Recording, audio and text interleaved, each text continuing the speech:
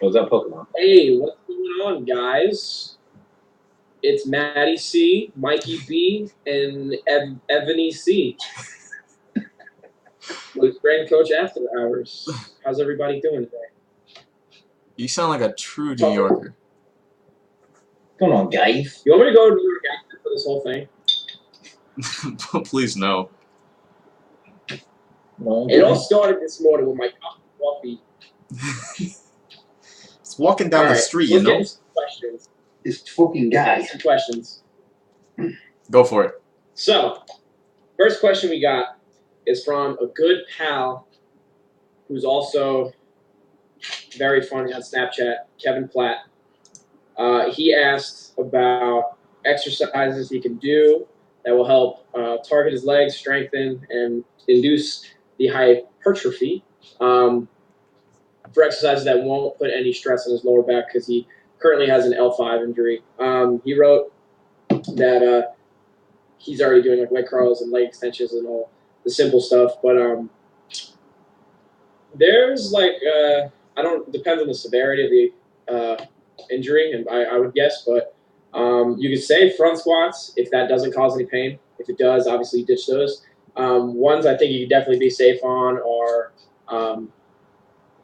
like any sort of split squat. I don't know how much range of motion that you may have, but some sort of hinging exercise, whether you can do like partial range of motion RDL and not go as deep, or like kettlebell swings or something like that. But I think it really just depends on finding exercises that don't hurt you. But split squats, I think, are definitely a safe bet. Leg curls, extensions, you already said that. But other than that, you can kind of do a lot with the split squat to put some emphasis on your legs, along with lunges and stuff like that. But you guys can take the stage now. I'll go first. Like from a clinical perspective, because I see like that's a majority of the people I see every day in the clinic. You kind of got to look at it. Is it a posterior herniation? Is it an anterior herniation? So like, does it hurt to flex or does it hurt to extend? Because I mean, if you know what you can do, you can kind of custom tailor your exercises around that. So, I mean, I know a lot of people who can still leg press because there's no axial load, like there's no compressive load on your spine like you would with a back squat. So you can lay in a leg press, but some people who can't, if it's an anterior herniation, so that like they can't flex. Sometimes hack squats and whatever those things are called, leg presses, tend to like really irritate their low backs. So you got to kind of play around with what you can and can't do. Like Matt said, split squats generally are pretty good, especially if you can keep your spine stable. What else do I like? Like as lame as it sounds and as Jen Seltzer as it sounds, but wall squats. Like if you can like go back supported up against a wall or put like a foam roller on a wall so you have something to roll on and just squat perfectly straight up and down. Sometimes that helps a lot. I mean, you're not going to get a huge load out of it. You can hold a goblet squat position with it, but it's something. It's a little different than just leg pressing or leg extensioning the crap out of yourself. Mike, do you have anything? Like, have you ever had anybody with herniated discs or any of that? Yeah, we have some athletes that's superior with it, but my number one thing is always sending out and going to our physical therapist and seeing what she says. But I've been there for a year now, so again, that's a short time. I'm not going to say I know exactly what to do for that because I really don't. But I would imagine a lot of, like Matt said, and you also said split variations, split squats, single leg RDLs. We load them up on anything that really puts their hips into one into extension, one into flexion, just to make sure nothing's going either too rounding or too hyperextending. I think would be the best bet. But again, my first move would always be just go see a physical therapist, try to find one that I would recommend. Right. See what they, and like you said, you work in the clinic, so you're way more in that field than we are with just the athletes that we have. So I think just single leg variations for now would be the safest bet. And the biggest thing would be mindset of just don't worry about it. Don't view your life right now as powerlifting. I need to do something for powerlifting. You need to do something to fucking get better first and feel better and make sure your shit's working properly. Worry about powerlifting in a year or two. Honestly, right now, just recover, go to a physical therapist that you can trust, go from there. Right, I agree. Absolutely. Anyone watching this who has any sort of back injury or any injury at all, please use discretion and don't blame us if one of the exercises we told you to do does not feel good. Figured I'd just throw that out there. But next question. I'm not trying to get sued, bro. Come on, don't laugh at me. Best Pokemon generation. Evan, you're up on that one. Red, blue, and yellow. Red, blue, and yellow. See, for me, it's tough because first Pokemon I ever played, just because I'm a little bit, like, I was a little bit older when they started coming. I mean, I'm sorry, a little bit younger when they started coming out. First one I ever played was like Ruby and Sapphire, so I fucking loved that one. And then I played like Fire Red and Leaf Green. I remember when the Game Boys didn't even have color. Mm-hmm. Well, it's not my fault. You're 37, dude. Wait, Matt, was your first Game Boy Advance? Yes. Figured. First Game Boy was Game Boy Advance, like at the SP. But yeah, so for me, just because I started playing, that was the first one I ever played. I really like the Ruby and Sapphire starters, but or Ruby and Sapphire generation. I mean, Mike doesn't play Pokemon. He's a fucking loser. One of our clients, Cam, asked, which scenario would you pick? Every time you squat, you shit your pants, or every time you deadlift, you piss yourself? Evan. Deadlifts because I hate to squat. All right. Think about how uncomfortable that is, just warm and wet the whole time, though. Better than warm and solid. Oh, man. In Mike. cases, it sucks. Mike, which one? Definitely pissed when you're deadlifting.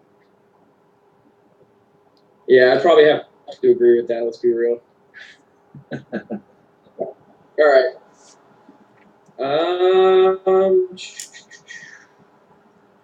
In all seriousness, what is one thing? This is the same person, so now he's being serious.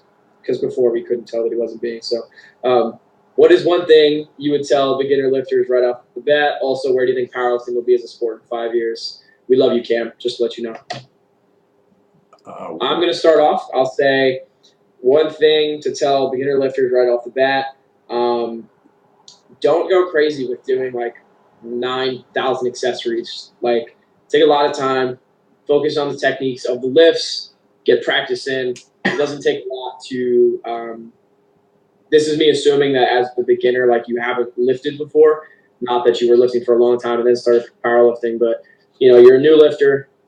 It doesn't take a lot to, create stimulus and stuff like that. So definitely just practice the main lifts, get a lot of technique in, do some volume, don't go super heavy. Make sure like your bracing's on point, all like the basic solid stuff, and then worry about all the technical stuff later. Where do I think powerlifting will be as a sport in 5 years? Definitely really hard to say, just because in the past like 2 years, how much it's blown up is absolutely insane.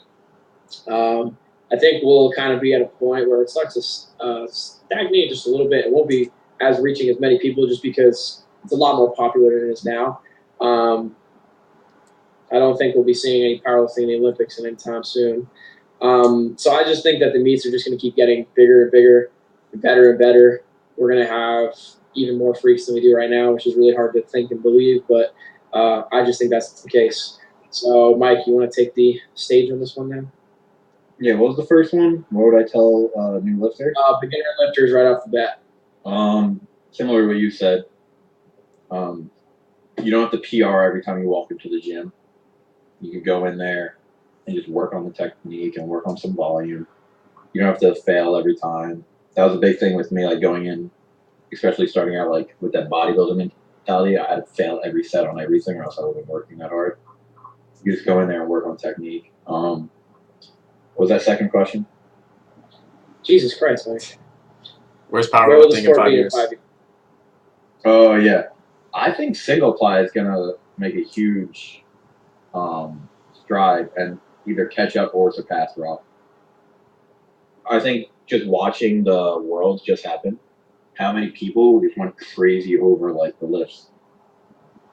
I don't know, even more so. That's a good point. I mean, clearly it's it's more weight being lifted. So even when you take into account, yes, it's single ply, I think it's just more of an entertainment value for people outside of the sport, and that will help boost its popularity. Yep, I agree with that. See that? So for beginner lifters, milk. Oh, we're talking beginners like brand new lifters, right? Not people who've been training for like a year and a half, too. That's what I'm assuming. Okay. It just says beginner lifter. So that's what I'm assuming. I'm just gonna say milk linear gains as much as you can. If you can add 5 pounds to the bar every week, do it. Like you don't need to program hop. You don't need to jump on Shaco or like some squat every day, like super high volume thing. Just add 5 pounds. Learn your lifts. Like just get stronger. Just don't overcomplicate things. And then as far as where's powerlifting going to be, I think we're going to see a lot of freaks drop off. Not to take the pessimistic side of things, but I think we're going to get a whole bunch of new ones, and we're going to see a lot of the ones that we have right now die out because honestly, I think they're looking too acutely. We're going to see a lot of people who aren't focused on the long term, and they end up just burning out. I mean, it's happened in the past couple of years. What's to mean that it's not going to happen in the next couple? But I do agree with the single ply stuff. I don't think it's going to be as big as Raw because Raw is definitely blowing up right now. But I think we're going to see a little bit more of it coming back. So a lot more new lifters going into it. Like I know I'm going to attempt to do an equip meet this year. So I'm playing around with it right now. That and I feel like you can't have an opinion on it if you've never tried it. So all these people are saying, "Oh, equipped is cheating. Equipped is cheating." Try it first. It's hard. Good point. We got the new 66 kilo world champ coming soon up in here. Evan Chafee. I don't think so. 59. Maybe not. Evan, you're like 100 and what do you walk around at? Like Let's get off topic 150, here. 151, 152. Okay, cool. This one's gonna be for you guys. Someone asked about balancing drinking and like having fun like that and lifting. I mean, I'll start this one. I don't think it's that hard, to be honest. Like people overcomplicate this and fit it into your macros, and also like, yeah, that's great if you're tracking. I mean, if you're really pushing for a show or for a meet and you really need to lose some solid amount of weight, maybe you shouldn't drink. I mean, I'm going to tell you to eat what you want anyway. But it's like if you have 1 or 2 on a weekend or 3 or 4 or whatever, as long as you're not like downing beers every single night, you're going to be fine. It's not going to affect anything. Like I drink maybe twice a week, maybe. Counting right now? Yes. All right. What's your when you're having your second night? Do you go out and get like blackout? No, not even close. Gotcha. I'm not a big party person. I'll go out, I'll have dinner, and I'll have maybe 2 or 3, and that's about it. All right, Mike. What about you? I think it just depends on what your goal is, man. I mean, there's been times I've cut out drinking and any other partying for 4 or 5 months at a time. There's been times I've done for another 3 months. But right now, my goal is just have fun, lift for fun. Like I've said before, if you told me tomorrow I couldn't compete in powerlifting anymore, I probably wouldn't give a fuck. Like I like the sport. I like coaching the sport. I like participating. I like competing in something. So to me, it's not that big of a deal. But it depends on your goal. If your goal is be the best powerlifter in the world, maybe you shouldn't drink that much. You know, I know Hack drinks in the off season. I know that he'll definitely hold off, and that has helped him become the best in the world. And I think, could you balance both? If you want to be the best, probably not. But it all comes back to your goal and why you're doing it. If you're just lifting to have fun, you compete to have fun, then go have a couple brews every now and then if that's what you're into. As simple as that. Like you said, people overcomplicate it. If you're not a drinker, you're probably not going to drink. If you like going out with your friend, you could go out with your friends, and whatever consequences that adds, you just deal with. I agree. As Mike says, with beer in his hand, I dig it.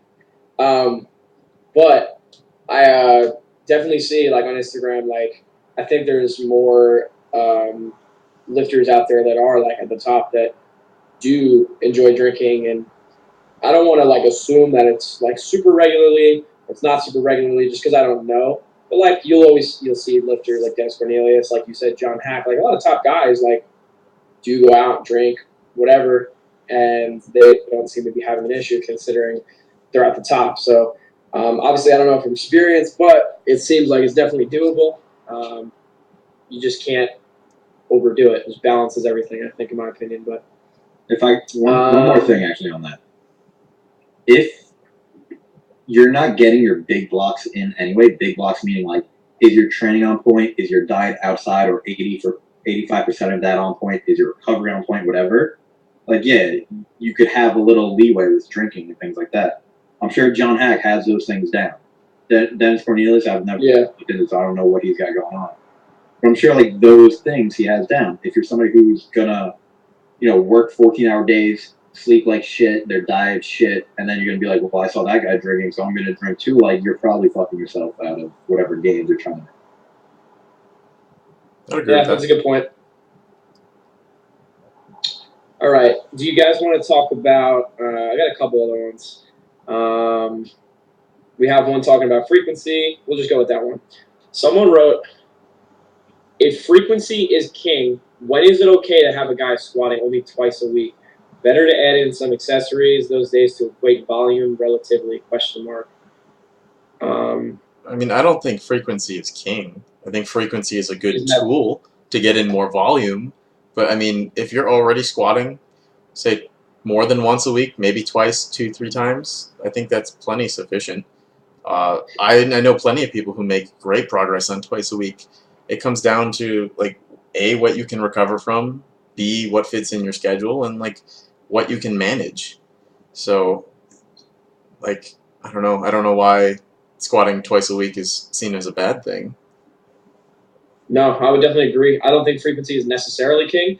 I think it's a fantastic tool for lifters who can recover from it and use it wisely. I think definitely just with new wave of raw lifting and programming, coaching, and stuff like that, I think that there's like just a whole, big thing on frequency. Like you have to do a lot.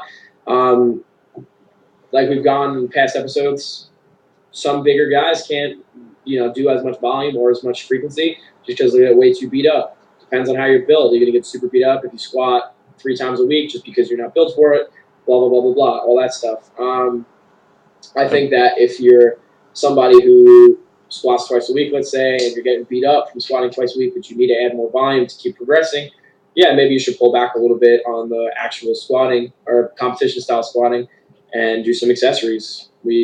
Front squats, split squats, whatever. This is just assuming we're only talking about squatting, but yeah, I mean, it's all relative to the lifter. I don't think you can just put one size fits all on that. Like, to build on that, I think if you take somebody like Ray Williams, I would put some money on it that he's not squatting more than twice a week, maybe 3 times. Yeah. Because, I mean, just the total amount of weight he's moving, it's going to start being really hard to recover from. I mean, having to load up 800 plus pounds every training session is a little ridiculous. But, I mean, that comes down to fatigue management and stuff too. Like, I usually, if somebody's a beginner to low-level intermediate, I start them on 2 days a week, and when they start progressing out of that and they start needing more volume, maybe we'll spread it out over 3 and just build from there. I don't really have very many people squat more than 3 times a week, though. Yeah, I agree. I don't think I have anybody squatting over 3 times a week. I was going to ask you a question. I completely forgot what it was. All right, whatever. If I remember it, I'll go back to it. But Mike, do you want to chime in on that? No, I think you guys said that one perfectly. All depends on the lifter. Not really. Cool. I don't remember who done it. This one was asked from Cam as well. I think it was supposed to be for me and Mike. And considering Evan just said he's trying out single ply, he has a little bit more knowledge on this. But he said, will either of you ever try equipped lifting? Do you think overload work like knee wraps, slingshot, etc. are beneficial, or does it vary too much lifter to lifter? You want to go off on that one, Mike, or you want me to start? I'll go. Would I try equipped lifting? I wouldn't say I wouldn't try it. I mean, if it came to it and just felt like it one day, I probably would look into it. Do I think overload like slingshot, yada yada, knee reps, whatever? I think there are a lot of things that need to be addressed before you would use that. Um, what's the reason you're using it would be number one, and then can you look at anything just as orders before implementing it? I probably wouldn't add it into anybody's program. I don't know what you would think on that. I don't think it would have the effect as a lot of other things. I would agree. Having tried it and having squatted relatively heavy with full equipment, it's a completely different movement pattern. Like it's very, very different than a raw squat. So I mean, overload work. What does that really mean? If your movement pattern is completely different, are you really getting a ton out of it other than feeling the weight on your back? I mean, I guess it's really up to the person. I know like Jen Thompson does 500-pound heavy holds, and maybe that works for her, but like I don't think, for me personally, I don't find a benefit to holding out a heavy bench for 5, 10, 15 seconds. I know I need to feel it through a full range of motion kind of thing, which obviously I'm not going to do with 500 pounds. But I will say that with equipment, I walked out 430 for the first time in like a year and a half since I hurt my knee, and like it felt comfortable. I mean, it does change the feel of the bar on your back. Equipment feels a lot more stable, a lot more solid. Whereas if I walked that out raw, I would probably be like, holy shit, this is heavy right now. Okay, cool. I agree. Would I ever try quick lifting? I'm not going to say no, but definitely not anytime in like the near future. For me, in my opinion, like I think I would just get too crazy with it. Just being the fact that it's a whole other new training variable, and there's so much that goes into it. Oh, like if you eat a little too much one day, or you don't eat enough, and your weight drops 2 pounds, like your suit might fit a lot different. Then you got knee wraps to worry about. How tight are you gonna wear them? How loose are you gonna wear them? Blah blah blah. So for me, right now, I don't think it's anything I'm interested in. Overload work. This is actually something I talked about with my boss the other day at work.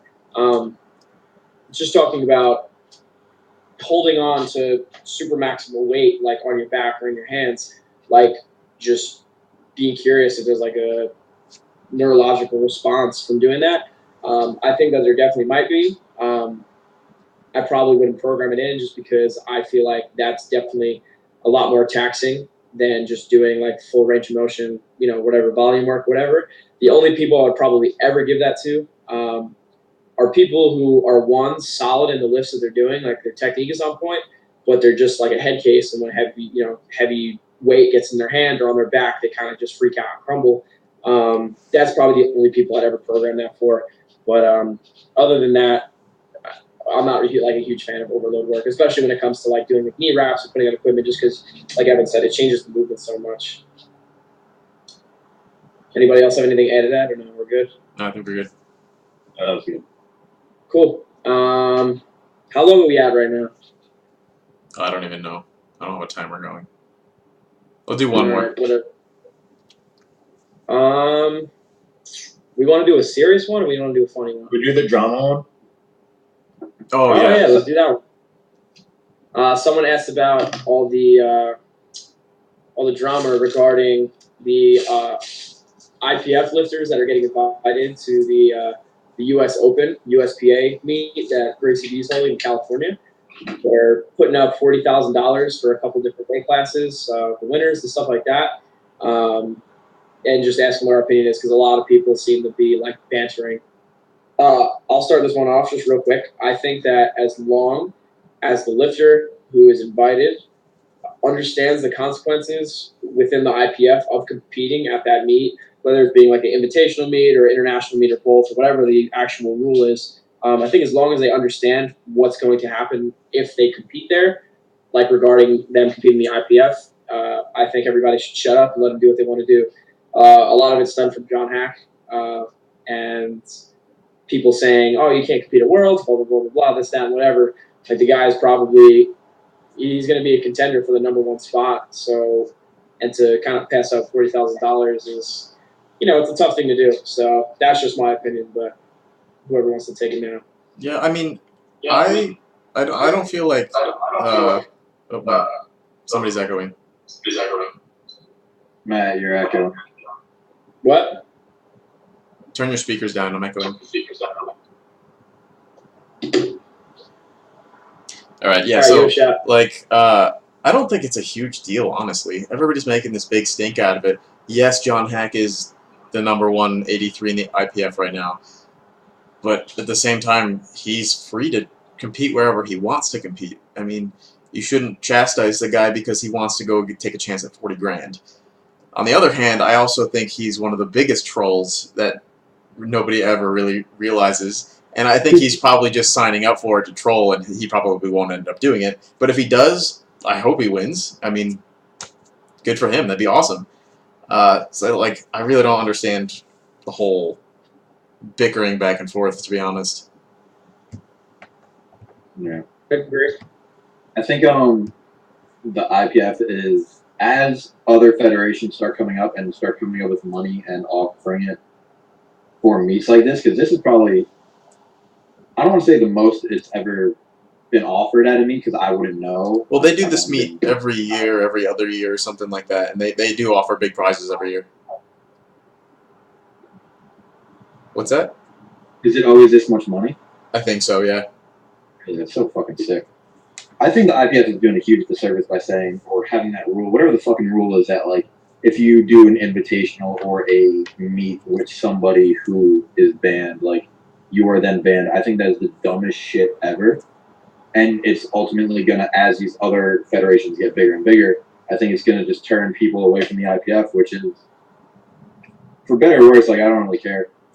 But for the people who are arguing it, that people need to stay in the IPF, I think you're just doing the exact opposite and asking people to leave if you're gonna, exile them for going and making money off the sport. Like, fuck it.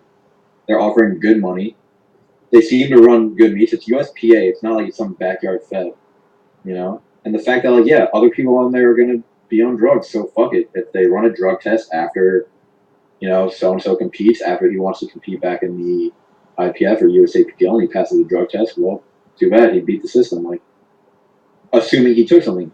I think Hack could go there and obviously not take anything and still possibly place first. Like, Oh, yeah. I think it's just a huge disservice to the lifters to tell them you can't come back if you go to this meet. I think it's fucking ridiculous. Well, it's not a lifetime ban. It's just they can't compete that year. Regardless, though, like, it might be the last year he's on top. Who knows who's coming up, As we Right. said, like, the sport's growing. Like, you're just... At what cost is that for? Like, because people might say that he might have taken something with somebody who was competing. Like, that's fucking stupid. Yeah, I agree. I mean, at the same time, it's also like they don't want people who might have been doing drugs to be competing here, which I get. But at the same time, it's like, if you're going to ban somebody for a year for competing in one meet, and they happen to maybe take drugs, like just giving them that full year is only like give them more time to do whatever it is that they might have done and then come back, after the ban's over or whatever. A big thing that people are saying, though, that they're, kind of upset about is if John does the invitation or the U.S. Open, he's not going to be able to compete at 27 Worlds. I think everybody understands that. But, 2017 Worlds. I think everybody understands that, but people are also, bringing in the fact that he won't be able to compete at 2018 Worlds because at the time that they picked the 2018 Worlds guys, it'll still have been 2017 under his suspension. So, like, I think people are just trying to make sure, like, everybody gets that. But at the same time, it's like, I don't want to say he's like a poster boy, but people love him just because he came out of nowhere, like, did, like, 3 meets to make it to Worlds, won, like, smashed the competition, and now everybody loves him. Like I said, I think everybody should shut up and let him do what he wants. I think he understands what the quote-unquote consequences are, so fuck it, let him do what he wants. Agreed. All right, I want to do one more just for fun. Yeah, which one?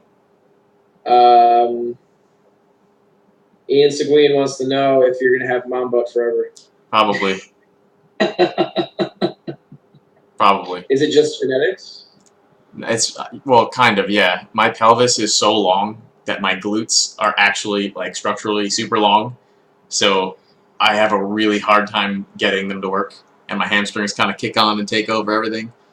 So I mean, Yeah, whatever. Okay, science. it might science, take whatever. 4 or 5 years, but we're working on it. Science. All right. I think that wraps up this week's Strength Coach After Hours. We want to thank all you guys for asking questions. Definitely keep them coming because we're going to keep doing these. And maybe even have some guests on. So, that being said, we will see you guys next week. Peace.